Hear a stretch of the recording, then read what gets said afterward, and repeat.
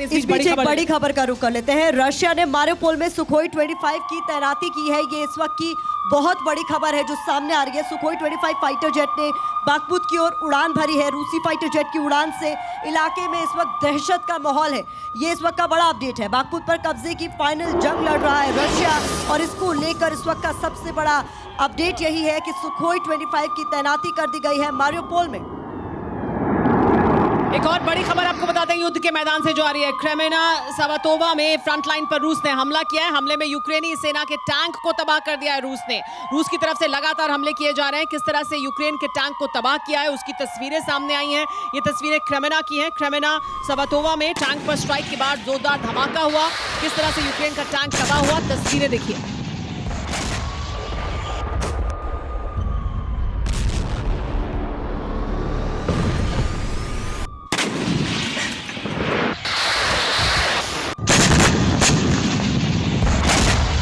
जैसा कि अंदेशा जताया जा रहा था, युद्ध के 1 साल पूरे होते ही क्या कुछ बड़ा करने वाले हैं पुतिन, और ऐसी ही खबरें निकलकर भी सामने आ रही हैं क्योंकि यूक्रेन में कोई बड़ा एक्शन हो सकता है। इसी को देखते हुए बड़ा एक्शन नजर भी आ रहा है। रूस के सुखोई 25 फाइटर जेट एक्शन में नजर आए हैं। ये इस वक्त की बड़ी खबर है। मारियोपोल में बड़ा एक्शन होता हुआ नजर आ रहा है। सुखोई 25 जो जेट है वो उड़ान भरते हुए नजर आ रहा है, जिससे पूरे इलाके में इस वक्त दहशत का माहौल है। अंदेशा इस बात का कि कुछ बड़ा हो सकता है।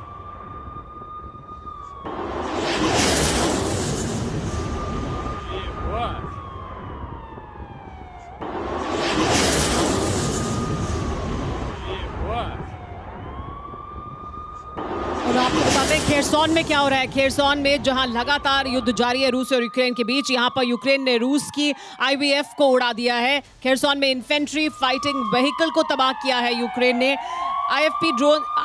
एफपीवी ड्रोन से किया गया ये विध्वंसक हमला। यूक्रेन की 74वीं टोही बटालियन का जबरदस्त एक्शन देखने को मिला है। खेरसौन से तस्वीरें सामने आई हैं जहां पर आईएफवी यानी इन्फेंट्री फाइटिंग व्हीकल पर अटैक किया यूक्रेन ने। रूस को यूक्रेन भी लगातार उन इलाकों में जहां रूस बढ़त बना रहा है या बढ़त बनाना चाहता है नुकसान पहुंचा रहा है।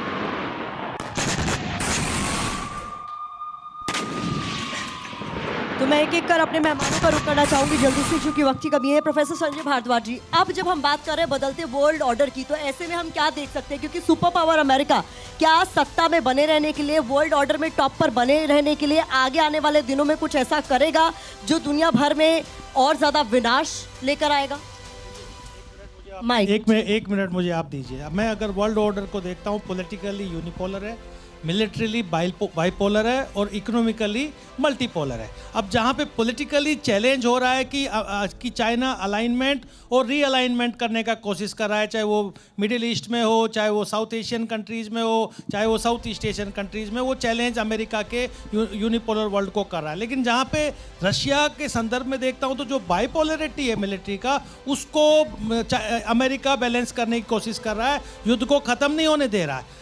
रशिया को यूक्रेन में एग्जॉस्ट करना चाहता है, ख़त्म करना चाहता है, उसकी मिलिट्री पावर को बिल्कुल ख़त्म करना चाहता है। लेकिन जहाँ पे इकोनॉमिक मल्टीपोलरिटी की बात है तो वहाँ पे अमेरिका ने अपने आप को एनर्जी मार्केट ढूंढ लिया, आर्म्स मार्केट ढूंढ लिया, डॉलर मजबूत कर लिया। तो इकोनॉमिकली अगर सबसे ज़्यादा किसी को गेन हुआ इस पूरे एपिसोड में वो अमेरिका को हुआ, और सबसे ज़्यादा नुकसान मिलिट्रीली हुआ तो वो रशिया को हुआ। और जो यूनिपोलर वर्ल्ड की जो मैं बात कह रहा हूँ, चाइना को देखिए, चाइना एक्सपेंशनिस्ट है, विस्तारवादी है, ये खतरा है, ये सबके लिए खतरा है। लेकिन इसको किस तरीके से इसको एडजस्ट करेगा अमेरिका, वो स्ट्रेटेजी ताइवान में इस बीच जब चीन के डिप्लोमेट पहुंचते हैं, वांगी पहुंचते हैं रूस और वहां मुलाकात करते हैं, कहते हैं शी जिनपिंग भी आएंगे। साथ ही हम ये भी देखते हैं कि ऐसा भी चीन नहीं कर सकता क्योंकि उसके लिए सबसे बड़ा मार्केट अमेरिका है, वो अमेरिका से दुश्मनी भी मोल नहीं ले सकता, लेकिन रूस के करीब भी खड़ा दिखाई देता है। तो दरअसल हो क्या रहा है, चाहता क्या है, अगर आप हमारे दर्शकों को बताएं। अचल मल्होत्रा जी। सुमेरा, देखिए, चाइना के लिए थोड़ी सी एक डिफ़िकल्ट सिचुएशन है। इस कॉन्फ्लिक्ट से 10 साल पहले से ही चाइना और रशिया के संबंध काफ़ी गहरे हो गए थे, और ये कॉन्फ्लिक्ट शुरू होने से 1 हफ्ता पहले पुतिन गए थे बीजिंग में, जब उन्होंने एक अनाउंस किया था कि हमारी फ्रेंडशिप जो है हैज़ नो लिमिट्स, और अभी भी उन्होंने रिएटरेट किया है कि हमारी रिलेशनशिप सॉलिड, एक रॉक सॉलिड की तरह है। But at the same time जो उन्होंने अप्रोच ली है, अभी तक उन्होंने भी हमारी तरह कंडेम नहीं किया रशिया को, अब सवाल इकोनॉमिक इंटरेस्ट का जब आता है तो उनके बहुत सारे इकोनॉमिक इंटरेस्ट वेस्ट में भी हैं, अमेरिका में भी हैं। तो इन सबको मद्देनज़र रखते हुए चाइना को बहुत ही एक will have to treat with caution कि कहीं ऐसा नहीं हो जो उसकी आइसोलेशन बढ़ाने की दिशा में जो अमेरिकन और वेस्टर्न काम कर रहे थे उसे एक्सेलरेट नहीं कर रहे।